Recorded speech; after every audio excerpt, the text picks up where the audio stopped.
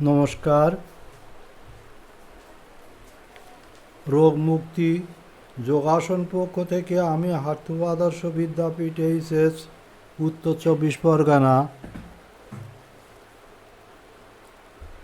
হাবড়া এই উচ্চ বিদ্যালয়ের শারীর শিক্ষা ও ইতিহাস বিষয়ের 34 বছর অভিজ্ঞতা সম্পন্ন অবসরপ্রাপ্ত 76 বছর বয়সী শিক্ষক শ্রী ভক্তিরঞ্জন সরকার বহুমূত্রবাত স্পন্ডিলাইটিস চর্বিওয়ালা শরীর নিয়ে যারা কষ্ট পাচ্ছেন তারা কিন্তু পারেন যোগাসনের মাধ্যমে এই মারণব্যাধির হাত থেকে নিজেকে রক্ষা করতে।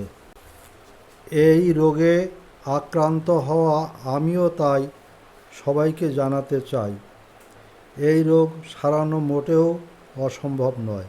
যদি প্রত্যহ যোগাসন এবং পরিমিত খাওয়ার দাওয়ার করা যায় তাহলে অবশ্যই এই রোগ কন্ট্রোল হয়।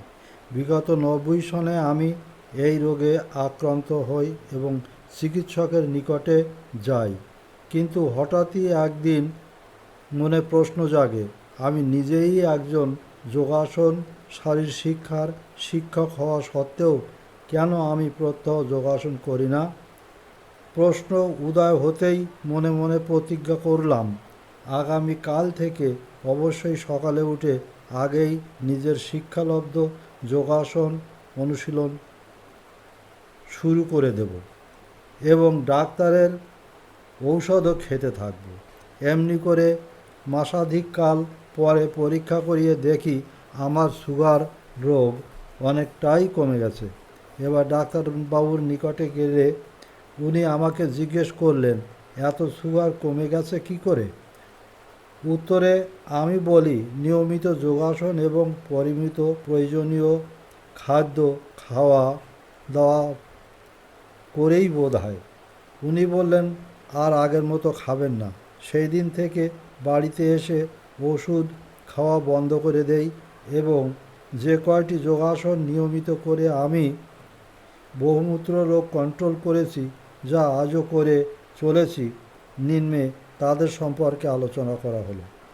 পশ্চিমতম আসন, পদহস্ত আসন, সর্বাঙ্গ আসন, হলাসন, শশাঙ্গ আসন, উষ্ট্রাসন, মৎস্য আসন, গোমুখাসন, অর্ধচন্দ্রাসন, শবাসন, উড্ডিয়ান, নাড়ি শোধন এবং কয়টি খালি হাতে ব্যায়াম। পবনমুক্ত আসন। অভ্যাস প্রণালী। একটি নরম বিছানার উপরে চিত হয়ে শুয়ে হাত দুটি পাশে রাখো। এবার দম নিয়ে একটা পা উপরে তুলে হাঁটু ভাঁজ করে ওই দম ছাড়তে ছাড়ে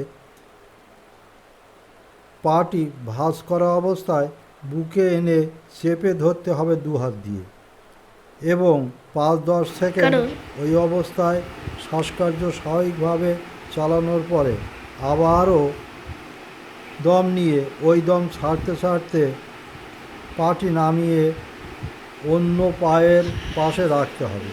ঠিক একইভাবে অন্য পাটিও অনুশীলন করে নিয়ে এবার দুটি পায়ে একত্র করে দম নিয়ে ওই দম ছাড়তে ছাড়তে জোড়া পা বুকে এনে দুহাত দিয়ে চেপে ধরে আগের মতো করে শ্বাসকার্য চালিয়ে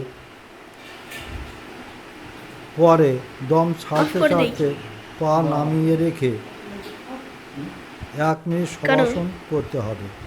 এমনি করে আসনটি 3-4 বার অনুশীলন করা উচিত এবং লক্ষ্য রাখতে হবে যাতে বুক পেটে যেন সমান চাপ পড়ে। উপকার।